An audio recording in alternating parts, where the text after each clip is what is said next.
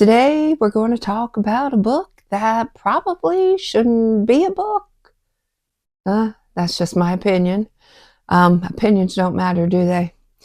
And another book that is bold.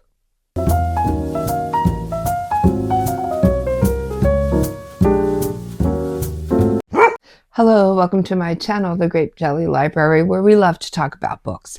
My name is Flossie, and I am so glad you could join me. I always look forward to your visit. Okay, so let's do this. All right. We're talking about Joan Didion, letters. Is it letters or notes to John? I think it's notes to John. Let me just see. Yeah, notes to John. And what it is disturbing. It's her diary entries that she wanted to write to her husband, but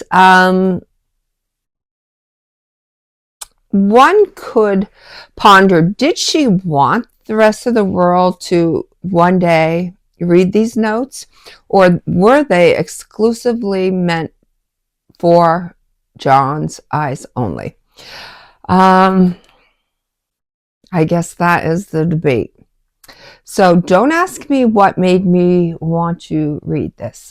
I don't know. I think I felt that it might be a compelling story about one's life and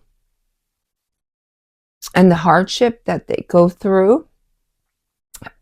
But somehow there's going to be a silver lining or a takeaway, a lesson learned, some words of wisdom, some great advice. Maybe one can get from reading this book. And none of that was the case as far as I'm concerned. It was just dark. It was just depressing. It left me disturbed. It left me wishing I had never read it. I felt like it was intrusive, invasive. I felt kind of like I betrayed her by reading this, and definitely brought me into a world where I had no business being. I don't know why these notes got published. They're notes on Joan's breast cancer, on her daughter Quintana's alcoholism, how Quintana would sometimes go off the deep edge and just want to just end it all. These are heavy subject matters for individuals to experience, for parents to deal with. As a parent, we always want what's best for our children.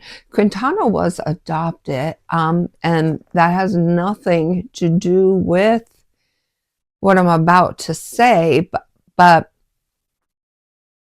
what I'm trying to say, it doesn't take away the worry.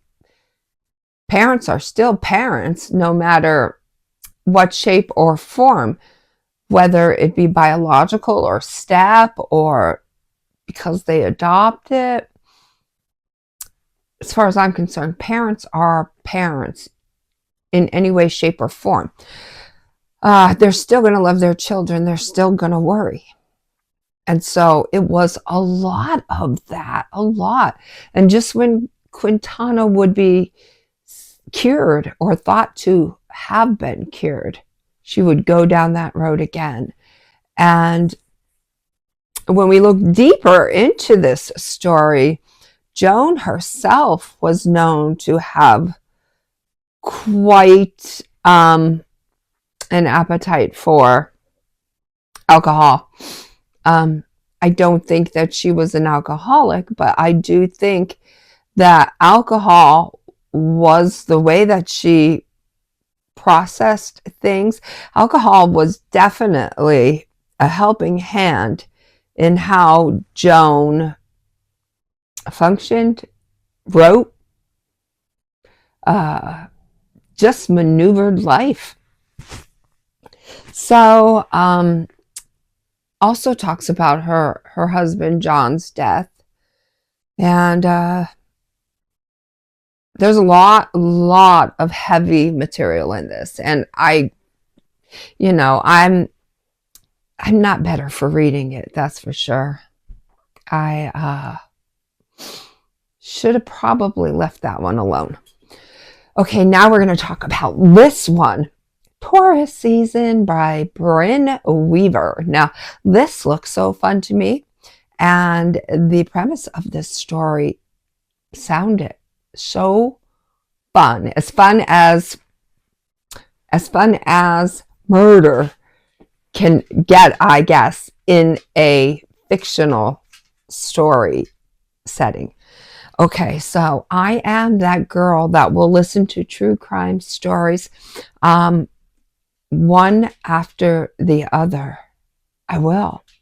If I am doing busy work, organizing, sorting around the house, things like that, yeah, you could find me either listening to holly jolly music or perhaps true crime stories.